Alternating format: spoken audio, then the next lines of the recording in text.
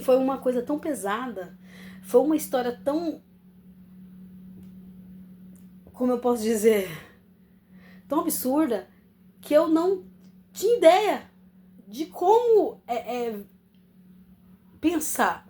Porque quando você descredibiliza toda uma situação, gente, a gente vive no mundo onde o feminicídio tá tão grande, tá tão alto, que todos os dias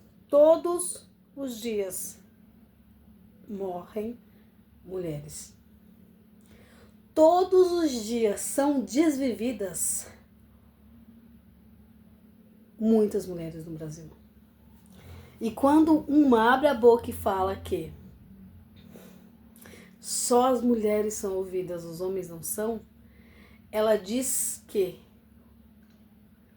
as mulheres estão mentindo.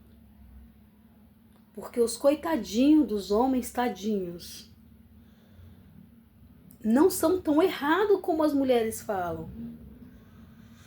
Eu tava vendo um vídeo do Guipa e ele tava num podcast e ele tava falando o seguinte, o cara falou pra ele: você acha que um homem acorda e fala, eu vou desviver uma mulher hoje?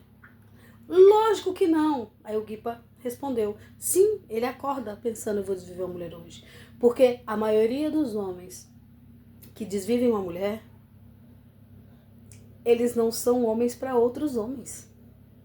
Eles não levantam a voz para outros homens. Eu vi um vídeo agora há pouco, um pouco mais cedo, de um garoto de mais ou menos uns 18, 20 anos. Tinha uma mulher grávida no ponto de ônibus, isso não foi aqui no Brasil. E ele era israelense. E ele começou a mostrar o dedo para a mulher, falar algumas coisas. Eu não entendi porque não tinha tradução. E ele falando alguma coisa na língua dele. Eu não lembro o país que ele estava. Ele não estava em Israel, ele estava em outro país que eu não lembro. E ele falando várias coisas pra mulher, dando dedo e falando um monte de palavrão pra mulher. E ainda fez menção, chegou perto dela, que ia dar um tapa na cara dela. E ela só falando pra ele porque ele tava fazendo aquilo e ele, sabe? Aí veio um homem mais velho que ele, deu-lhe um safanão, derrubou ele no chão, deu um monte de burdoada nele. Burdoada, minha mãe que dizia isso.